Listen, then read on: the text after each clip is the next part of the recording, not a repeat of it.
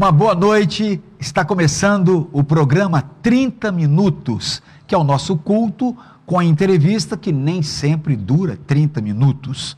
Você é o nosso convidado, você é o nosso convidado especial. Compartilhe, convide as pessoas e nós estamos nas redes sociais. Estamos também pelo telefone 31 996 13 3700. Vou repetir, 31 996 13 3700.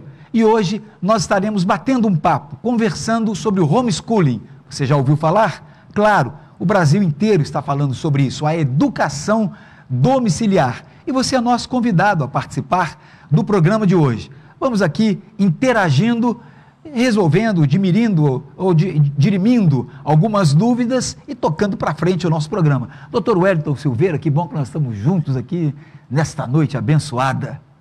Pastor Link, eu estou gostando cada vez mais do formato do programa da nossa igreja, o 30 Minutos.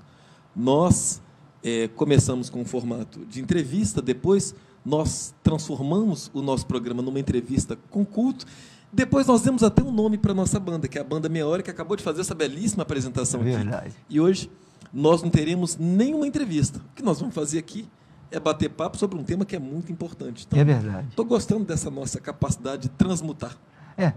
Gostei do transmutar. Alguém fala assim, vai jogar conversa fora? Não, essa conversa não é para ser jogada fora, é para se pensar, para ser analisada. É ou não é verdade? Eu posso começar esse bate-papo falando de um assunto? Hoje, por coincidência, a gente já tinha programado esse tema para a data de hoje com uma certa antecedência, mas hoje, Pastor Lincoln, o jornal Tempo, na sua página 9, o jornal Tempo de hoje, trouxe uma manchete muito interessante dizendo o seguinte: educação domiciliar deve ser praticada em 30 mil lares do país. Antes da pandemia, eram 17 mil. E aí, a manchete diz o seguinte: interesse por homeschooling cresce com o isolamento. Obviamente, o isolamento em razão da pandemia. Você pode mostrar a página para o pessoal? Posso, aqui para a câmera, aqui, ó. Mostrar. Aí tá bom? Tá dando para ver bem aí? É do Jornal Tempo. Jornal Tempo de hoje. E cada vez mais esse assunto, Pastor Lincoln, tem ganhado as manchetes, o noticiário, e a sociedade tem cada vez falado mais sobre isso. E muita gente, por certo, não sabe o que é homeschooling, mesmo porque é uma expressão que vem do inglês, que traduzida para o português, né, significa educação domiciliar. Eu queria que a gente começasse batendo papo sobre esse assunto. Se você começasse falando como é que você vê essa coisa, vamos falar sobre isso. Já começamos, né? Na realidade, você já trouxe até a manchete do jornal. Na realidade, o homeschooling está em 63 países, há quem diga 65 países em todo o mundo. E é aquilo que faculta, é a condição do pai ter a faculdade para ensinar o seu filho em casa, a educação domiciliar, ou seja, os pais podem ensinar aquilo que os filhos precisam. Pode ter a grade curricular, né, doutor Wellington? E somada com a grade curricular, a educação domiciliar ela é vasta, é uma modalidade que faz com que o princípio da naturalidade possa acontecer, ou seja, é o princípio da naturalidade, o autodidatismo, o produto final cultural de excelência. Então ela vem como um apoio para aqueles pais que estão precisando de fazer isso com seus filhos. Por exemplo, eu já fui procurado pelo pessoal do Itamaraty, pelos servidores, que não conseguem se adaptar nas escolas, nos países onde estão. E como é que os filhos ficam? É ou não é verdade? É verdade. Eu tenho um dado aqui, Pastor Link, que eu queria compartilhar com as pessoas que estão nos acompanhando. A modalidade de educação domiciliar tem crescido exponencialmente no mundo inteiro. Eu tenho um ranking aqui de informações bastante recentes, acho que o dado mais atualizado que nós temos no mundo inteiro mais de 4 milhões de alunos estudando pela modalidade homeschooling.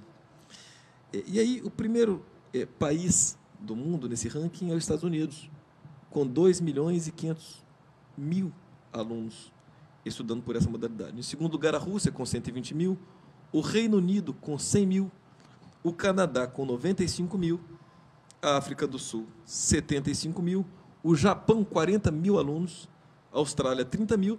E se essas informações que o Jornal Tempo trouxe no seu caderno de hoje estiverem corretas, o Brasil também vai integrar aqui a 8ª posição com algo em torno de 30 mil alunos. O senhor concorda com essa posição do jornal O Tempo de entender que isso tem alguma relação com o isolamento, com a pandemia? O senhor acha que isso pode Não, nada a ver com a pandemia. O homeschooling não é resultado da pandemia. Ele já existe há vários anos. Diga-se de passagem, né? Ele sempre existiu. Depois é que foi criada a escola formal, que os pais ensinavam os seus filhos em casa. Depois que a educação passou a ser, deveria ser, inclusive, direito de todos, o que acaba não sendo, né? Um negócio muito sério sobre isso. É importante deixar claro para as pessoas que estão nos assistindo que a educação domiciliar é uma modalidade, é facultativa, não é uma opção.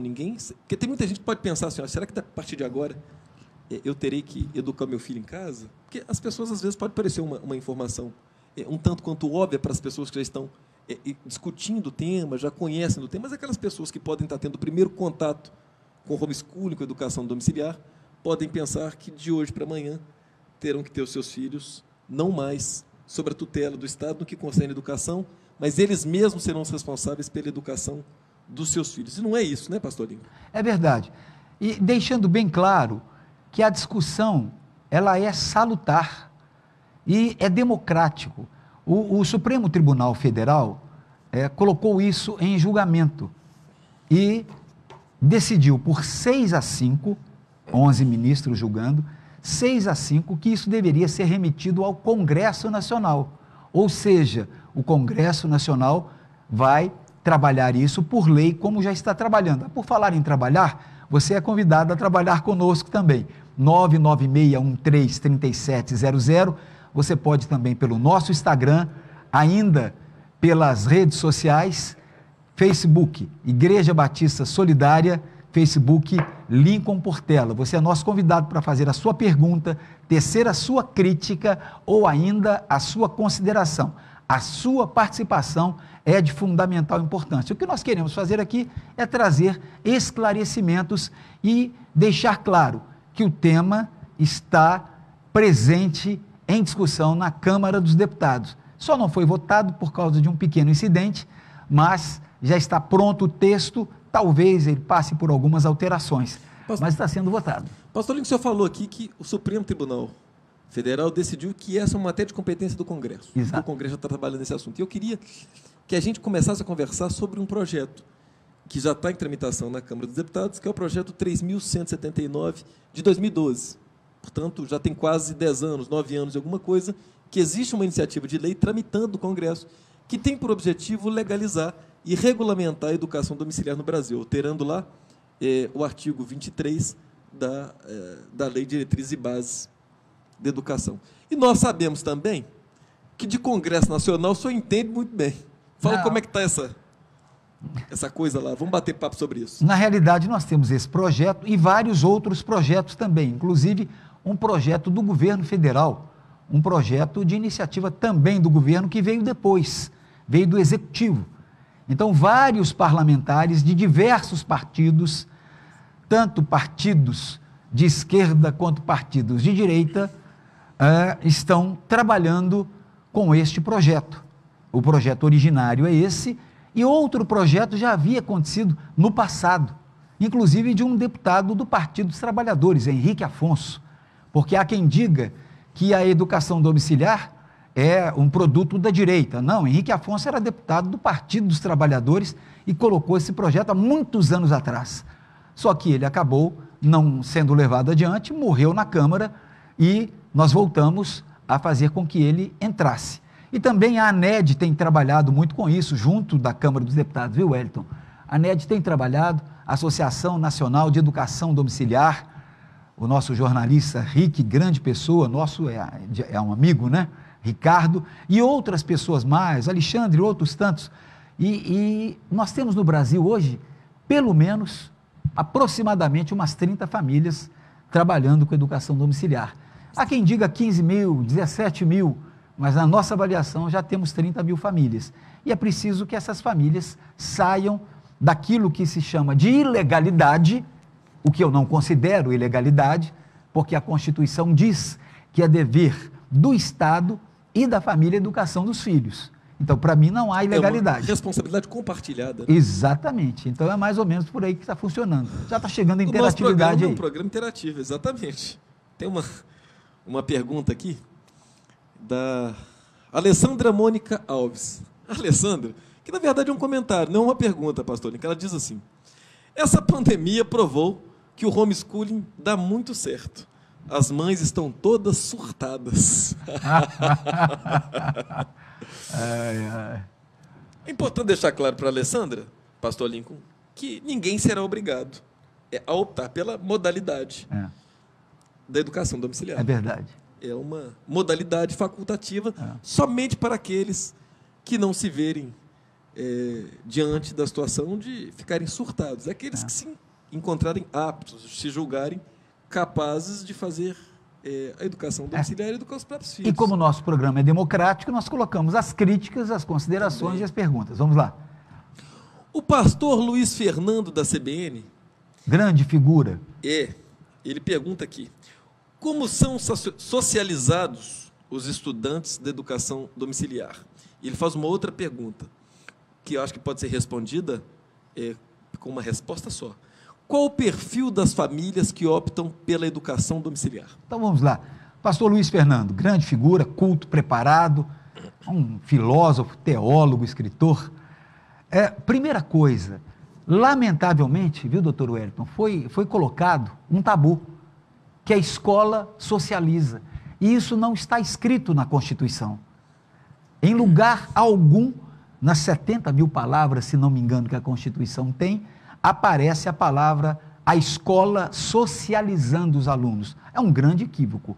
Ora, nós socializamos em vários lugares, nas famílias, com os amigos, com os vizinhos, nas praças, nos clubes, nas academias, nas diversas denominações que nós temos religiosas no país, nos diversos segmentos religiosos que nós temos no país. Há pessoas que são espíritas, há pessoas que são católicas, há pessoas que são protestantes ou evangélicos, não importa, e diversas outros grupos denominacionais ou religiosos, e há inclusive ateus que também praticam a educação domiciliar. Portanto, não tem nada a ver com a socialização.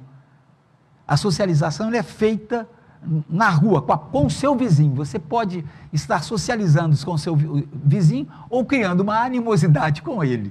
Então, a socialização é muito ampla. A escola não pode ser, não é e não deve ser o único local de socialização. Portanto, é um deles. É apenas um dentre eles, assim como o homeschooling surge como uma modalidade. Né? E há uma segunda pergunta também do pastor Luiz? Sim, ele pergunta qual que é o perfil das famílias. Ah, sim, sobre o perfil das famílias. Interessante, né, doutor Wellington? Nós vemos, há uma história clássica, né, que é de Ben Carson, aquele médico que fez a primeira operação das irmãs siamesas. E a sua mãe era uma senhora que era aquilo que nós chamamos hoje de uma analfabeta, desculpe a palavra, funcional. Não era alguém que tinha uma educação formal em casa. Então, na realidade, nós tivemos aí um grande exemplo. E esse exemplo foi fundamental para que isso acontecesse. Ben Carson, até o governo passado nos Estados Unidos da América do Norte, foi ministro do ex-presidente americano. A sua mãe era uma educadora que não era escolarizada. Essa é a melhor palavra. Então, não existe esse perfil. Tem que ter nível superior, não tem que ter nível superior. Tem que ser pais carinhosos, pais cuidadosos, pais que interajam também com a escola formal. Porque no projeto, doutor Wellington, consta que a escola natural, a escola formal, ela também fará um exame dos alunos. Ela vai conversar, ela vai dialogar com os alunos, pode ser de 3 em 3 meses, de 6 em 6 meses. A escola não está separada disso, mas facultando aos pais de diversos níveis culturais para trazerem a educação aos seus filhos. O Estado não entrega totalmente a educação aos filhos. O Estado ainda exerce o seu poder de fiscalizar, de acompanhar o desempenho. Ou seja, e nada impede que um estudante, eventualmente, não logrando o desempenho adequado, que ele possa retornar para a educação tradicional, sob a tutela do Estado, né? Exatamente. Não tem esse impeditivo. Parece que você tem mais perguntas aí. Estou vendo que você está um pouco aí cheio de papéis. Eu estou com Tome muita cuidado para que a gente não fale igual o Paulo falava, né? Alguém falou assim, Paulo, as muitas letras te fazem delirar. Então... eu quero voltar um pouquinho na pergunta do Luiz Fernando, que, por certo, pastor Luiz Fernando traz essa pergunta sobre o perfil das famílias, porque existe um estigma que foi construído, não se sabe por quem, mas que a educação domiciliar é quase que um privilégio das castas mais privilegiadas economicamente, que é para as famílias mais ricas. Eu não vejo assim. Não procede, hipótese alguma, não procede. E nós percebemos pais de classe média baixa, pais que são motoristas de táxi, nada contra, preste atenção, pais que são motoristas de ônibus, pais que são pedreiros, pais que são engenheiros, pais que são empresários. Então, a oportunidade é facultada a todos de participarem dessa modalidade. Então, isso não quer dizer que apenas pessoas de alto nível cultural podem fazer isso. Eu sou de um tempo em que a educação ou a escolaridade tinha uma participação maior dos pais, viu, doutor Wellington? Você que foi professor universitário, chegou a ser reitor de uma universidade, você sabe muito bem que as coisas funcionam de uma maneira adequada e vão todas dentro de um processo. E esse processo pode passar pelas famílias também, não exclusivamente pela escola. Nós temos um dado da Associação Nacional de Educação Domiciliar, que é a ANED, que dá conta de que, nos exames de proficiência, os alunos da educação domiciliar têm pontos de 15% a 30% superiores aos alunos da educação convencional. Em um país que está na 57ª posição do PISA, nos parece atraente a proposta da educação domiciliar. Você não acha? É verdade, você está exatamente, você está correto nesse pensamento, na sua afirmativa nesse contexto, sem nenhum problema. Porque o Washington Guerra, sim, de Nova Lima, ele faz uma pergunta aqui. Os alunos do homeschool estão preparados para os grandes vestibulares e o mercado de trabalho?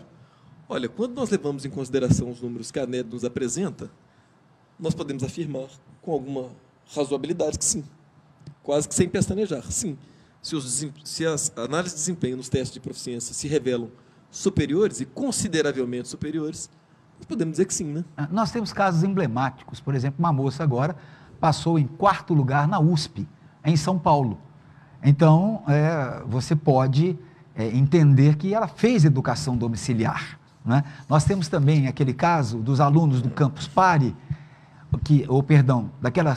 aqueles pré-adolescentes ou adolescentes que passaram no Campus Party e tiraram 1º e 2º lugar. Os primeiros lugares foram deles. Isso é um caso emblemático de 8, 10 anos atrás, meninos lá de Patinga, que faziam a educação domiciliar e ganharam no Campus Party com projetos científicos, com projetos em que mudariam as vidas das pessoas. Temos aqui o Eric Moreira, aproveitando também esse tema, doutor Wellington, me ajude aqui. Esse tema é de extrema importância para a nossa nação. Gilberto de Jesus, a educação domiciliar é muito interessante, eu gostaria de saber mais sobre o assunto, então Gilberto de Jesus continue conosco, 99613-3700 ou pelas redes sociais, ou seja, Igreja Batista Solidária Facebook, Lincoln Portela Facebook e também pelo Instagram Facebook. Justino Aguiar, passou da hora de termos o direito à educação dos nossos filhos, sem falar que isso permitiria também que os professores se organizassem um pouco mais para também trazerem a educação aos seus filhos, inclusive valorização dos professores. O Brasil não valoriza os seus mestres da maneira que deveria valorizar. Hoje nós vemos professores que em determinados lugares no Brasil, que se virarem de costa para os alunos, podem até tomar uma tijolada na nuca. Isso são coisas que já aconteceram por aí. Então os professores precisam ser valorizados, viu, Justino? Você tem alguma coisa a ver nesse sentido também. Também, doutor Wellington, o André Costa, lá do bairro Cruzeiro, a educação domiciliar no Congresso deveria mesmo ser uma prioridade? O que você pensa sobre isso? É prioridade essa matéria nesse momento agora? Olha, pastor Lincoln, eu penso que tudo é importante que se debata e que se discuta. A Casa Legislativa, o Congresso Nacional, precisa se debruçar sobre todos os temas que despertam interesse da sociedade. É claro, principalmente das minorias. Educação domiciliar é de minorias. É de minoria. Engraçado, minorias não é só para quem é de outro grupo, né? Quando as pessoas Minorias pensam em é para etnia, todos. logo pensam no aspecto racial, no É. aspecto de orientação sexual, também muitas vezes no aspecto religioso, mas a educação domiciliar também está em minoria. Não é verdade. Agora, muita gente pode achar que nesse momento é uma inversão de prioridades do Congresso Nacional debater esse tema. Eu vou dizer uma coisa. O Congresso Nacional tem debatido profundamente vários temas. E, nesse momento, a gente precisa virar esse disco. Só se fala em pandemia, pandemia, pandemia. O país precisa discutir outras coisas. Macroeconomia, precisa encontrar uma maneira de fazer com que esse Estado brasileiro seja mais barato. Inclusive, eu tenho dado aqui, por exemplo, nos Estados Unidos. Estados Unidos parece que traz uma economia de 27 bilhões de dólares por ano com educação domiciliar. É claro que no universo ainda reduzido, eles têm 2 milhões e 500 mil alunos pela modalidade homeschooling. No Brasil, nós estamos chegando agora aos 30 mil, de acordo com os dados da ANED. Nós não sabemos dizer ainda qual que é o impacto disso. A ANED parece que estima que esse impacto ultrapasse a casa dos 50 milhões. A gente precisa ter a coragem de inovar e debater temas novos no Brasil. Eu não vejo que isso inverte prioridade alguma. Essa é a minha opinião. Sabe? Não, é verdade. Por qual razão? Toda mudança, ela assusta um pouco. Eu me lembro, há um tempo atrás, alguns anos atrás, 20 anos atrás, quando se dizia que ia ter urna eletrônica, as pessoas diziam assim, as pessoas não vão saber votar. E as pessoas sabem votar na urna eletrônica. Agora, se fala no voto impresso. As pessoas dizem assim, mas vai ter compra de voto. Eu não acredito nisso. Agora, é um tema para a gente debater outro dia. Depois. Agora se fala em homeschooling, se fala em educação domiciliar. É claro que vai haver aqueles também que vão ver resistência nisso, achar que isso não vai funcionar. Agora, a gente precisa ter a coragem de encarar as coisas e debater as coisas que estão despertando interesse na sociedade. É verdade. A Maitê Maximiliana, lá do bairro Gamileira, ela diz, quais os impactos eventuais da regulamentação do homeschooling? Quais os impactos que eles podem trazer para os professores? Nenhum, nada a ver. Os professores continuarão ministrando suas aulas naturalmente. Luzia Santos Ribeiro, lá do Barreiro, atualmente, o que acontece com uma criança que fica fora da escola e é educada em casa? Meu Deus, que pergunta boa. Então, doutor Wellington, você como advogado. Olha, o pai que deixa uma criança sem estar matriculada na escola, ele viola o Estatuto da Criança e Adolescente e viola também os princípios esculpidos na Lei, Diretrizes e Bases da Educação Brasileira. Qualquer pai que deixar de matricular o filho menor de idade na escola, ele se sujeita às penas da lei, pode ser punido. O Conselho Tutelar pode intervir junto a essa família. Então... Agora fica a pergunta, doutor Wellington. Nós temos no Brasil pelo menos 44,5%, 45% de alunos que estão fora da escola. Ou seja, preste atenção, nós temos adolescentes e jovens até 19 anos, 45% desses pré-adolescentes, adolescentes, crianças até 19 anos que estão fora das escolas e os pais não são punidos. Apenas os pais educadores, os pais carinhosos, os pais cuidadosos é quem são punidos. A lei é para todos? É para todos. Oh, não, mas a lei não pode ser igual para todos, porque há pessoas que são mais simples, e na educação domiciliar também existe isso. O porquê das denúncias virem através do Conselho Tutelar, vai para o Ministério Público, depois vai para um juiz, e até a perda da guarda dos filhos, os pais estão sujeitos, ao passo que 45% das pessoas de até 19 anos no Brasil, elas estão fora da escola, e os seus pais não são punidos. Deixa isso aí só para uma análise das pessoas. Mas é bom né? que se diga, parece que já houveram algumas ações contra alguns pais em função de optarem pela modalidade de educação domiciliar. É verdade. Parece que tem um caso clássico aqui no município de Timóteo, em Minas Gerais, também, que repercutiu amplamente.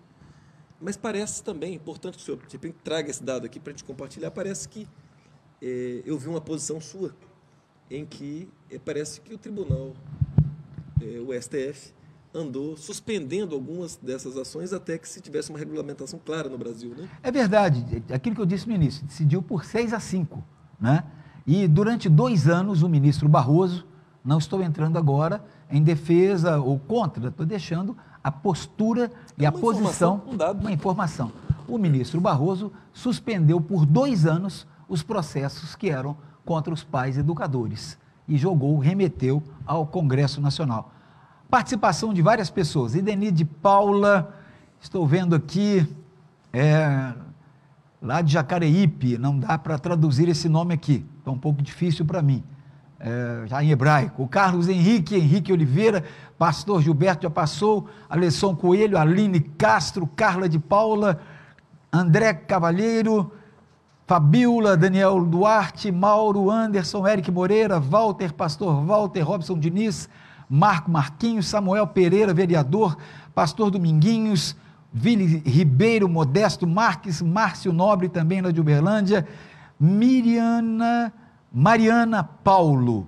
Muito bem, eu estou aqui com pessoas parabenizando o programa, como Patrícia Brum, Franceslene dos Santos, Daniel Araújo, Eduardo e Cristina Perdigão, Andréia Moreira, Vanderli Araújo, Eva Gonçalves, Wagner de Oliveira. E também lembrando que na semana que vem o programa 30 Minutos será transmitido também pelo YouTube do pastor Lincoln Portela. E você ainda pode participar. Vamos lá, né? Vamos para frente.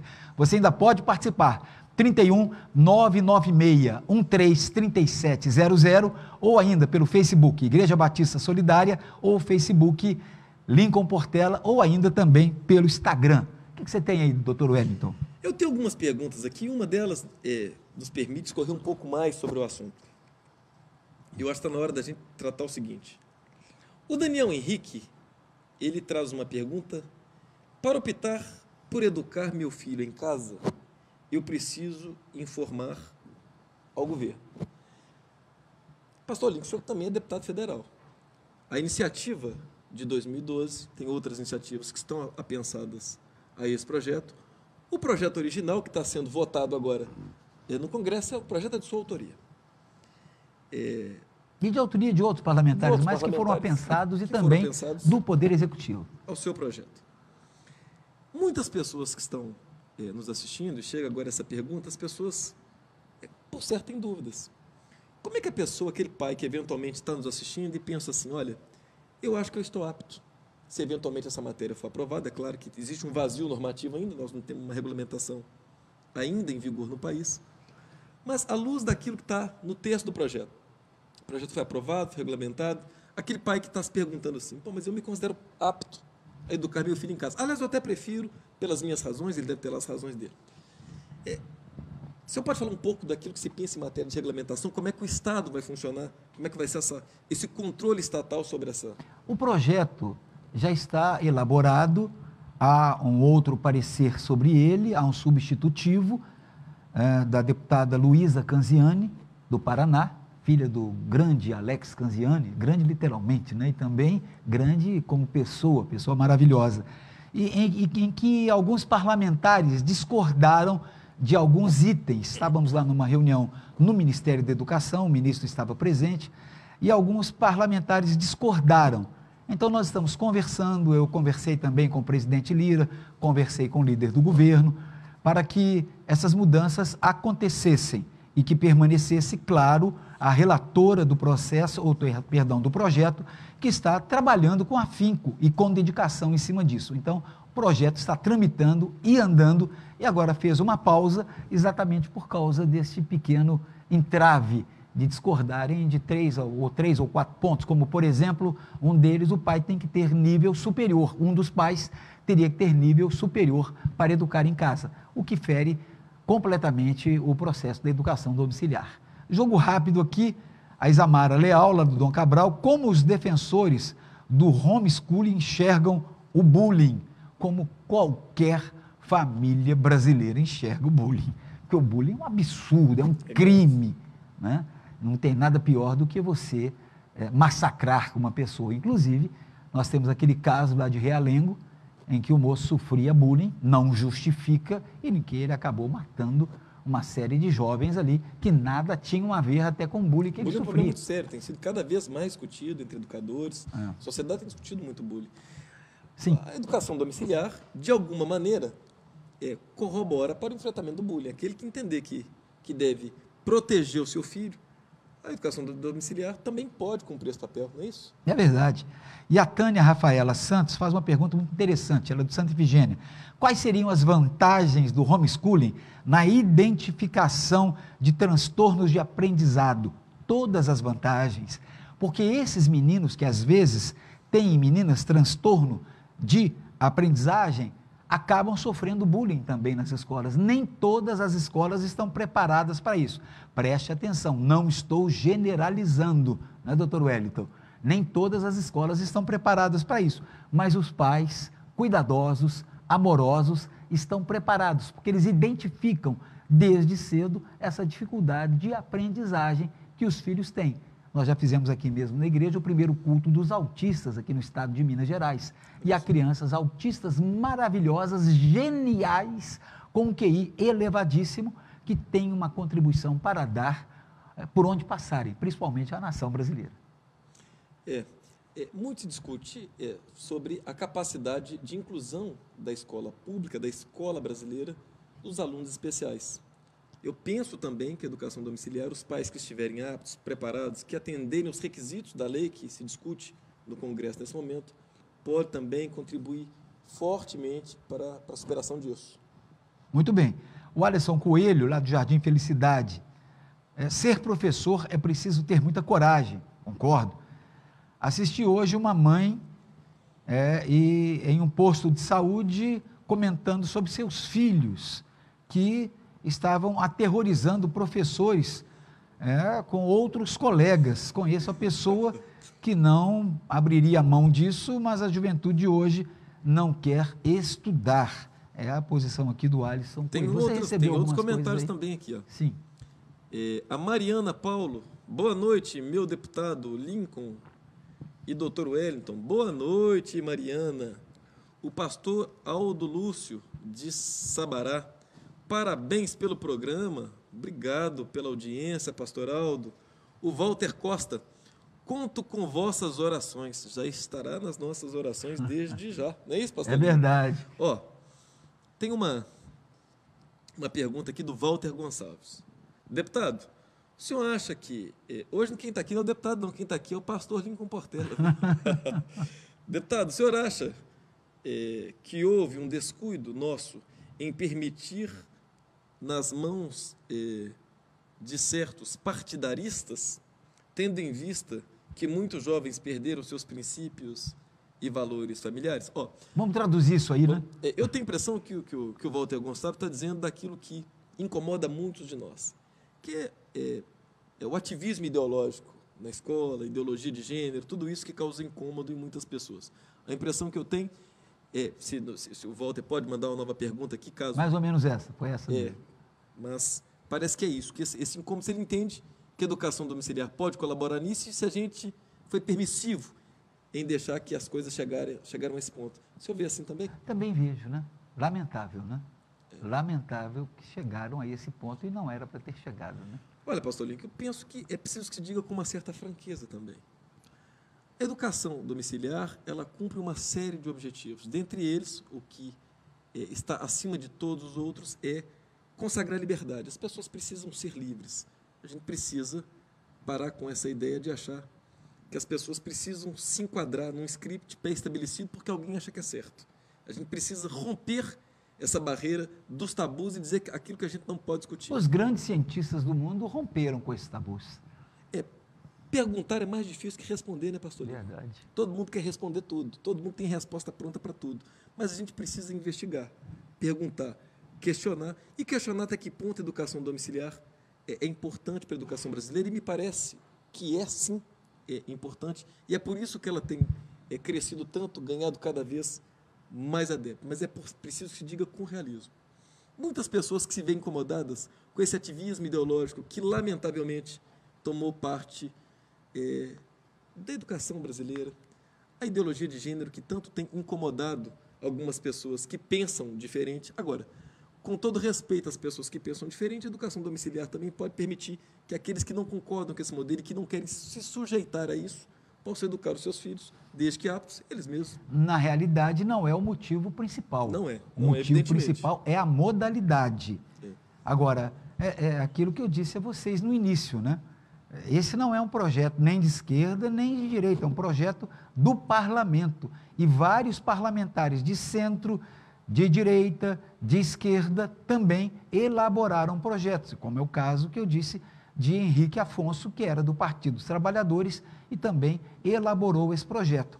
Eu sou o resultado de educação domiciliar. Eu aprendi a ler e a escrever com a minha avó, Maria Custódia de Paula, dentro de casa. Fui para a escola formal, naturalmente, mas a educação básica saiu lá de dentro da minha casa e foi muito bom. Agora, a gente tem que entender, a educação domiciliar não é por causa de motivo religioso, não é por causa de fundamentalismo religioso nesse sentido, não é por causa também, doutor Wellington, é por causa da questão ideológica nas escolas. Ele não pode passar por isso. Ele não é contra a escola, ele não é contra os professores, ele vem somar, ele vem abrir espaço e uma oportunidade para que mais pessoas sejam alcançadas pela educação. E não concorre com o modelo tradicional, né? Em hipótese alguma. E qual é a concorrência? Nós queremos o melhor.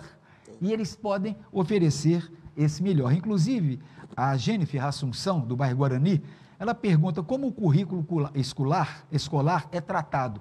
Claro, no projeto, as pessoas permitirão que seus filhos cumpram com o currículo escolar. Só tem uma diferença. Quem faz educação domiciliar vai muito além do currículo. Por exemplo, você sai daqui para Brasília, doutor Wellington.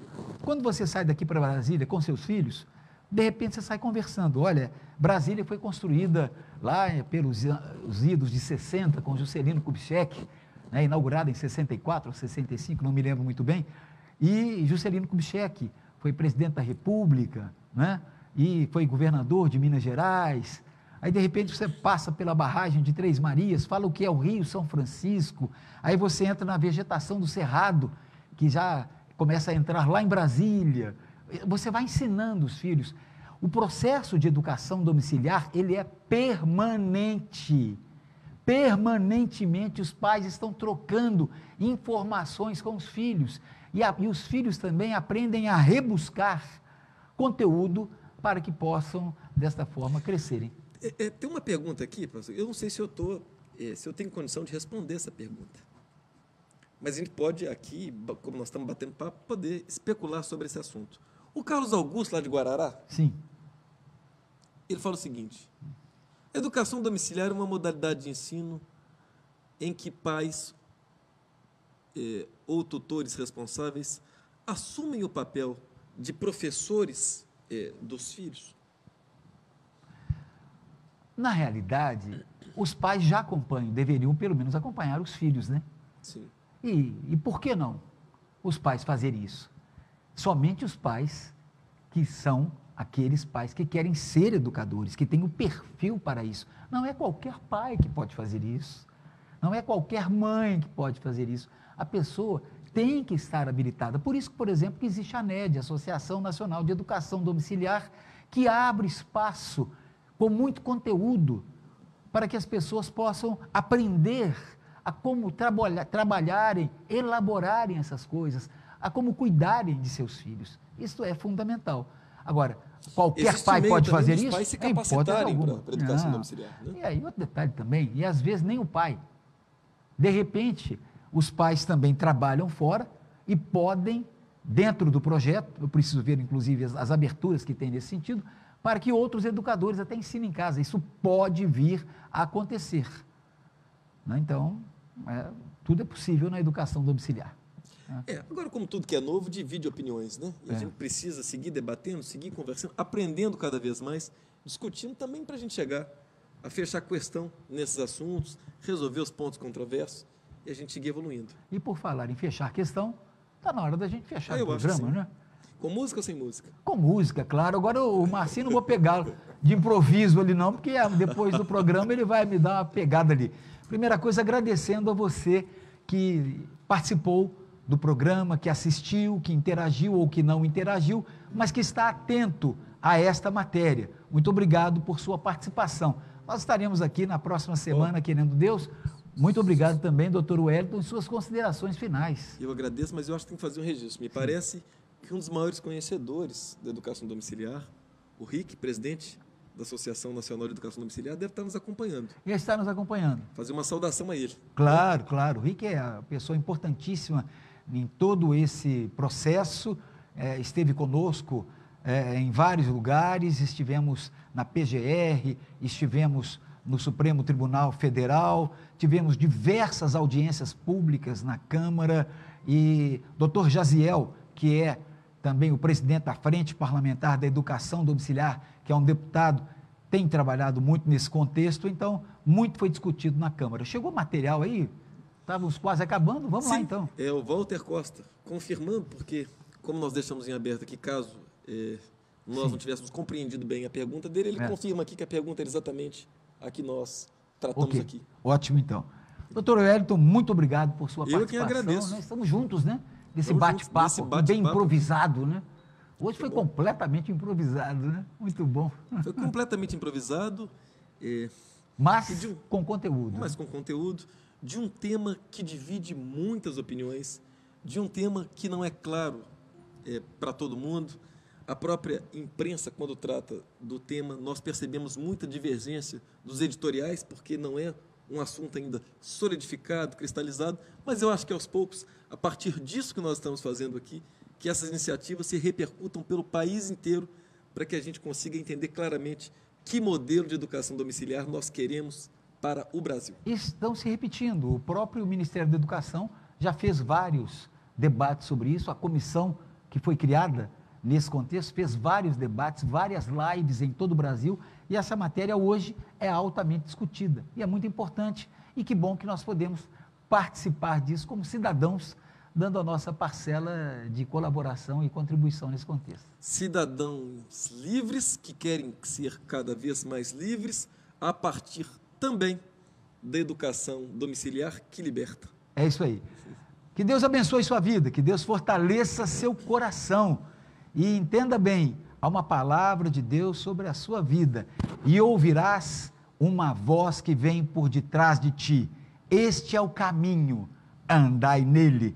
E Jesus Cristo é o caminho, a verdade e a vida. E ninguém vem ao Pai, senão por ele. 30 minutos, encerrando com louvor ao Senhor.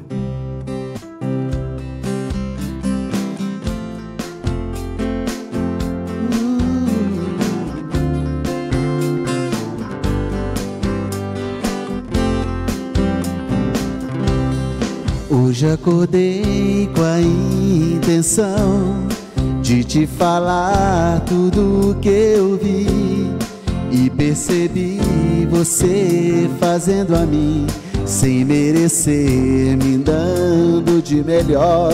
A tempestade se passou quando eu ouvia só trovões. Brilhou o sol tão lindo e me aqueceu. Depois da chuva que me encharcou, eu te agradeço, só te agradeço. Eu te agradeço por toda a graça que me deu, por todo o amor que ofereceu sem eu merecer. Eu te agradeço, sei que um dia me escolheu e entregou tudo que era seu e me fez viver.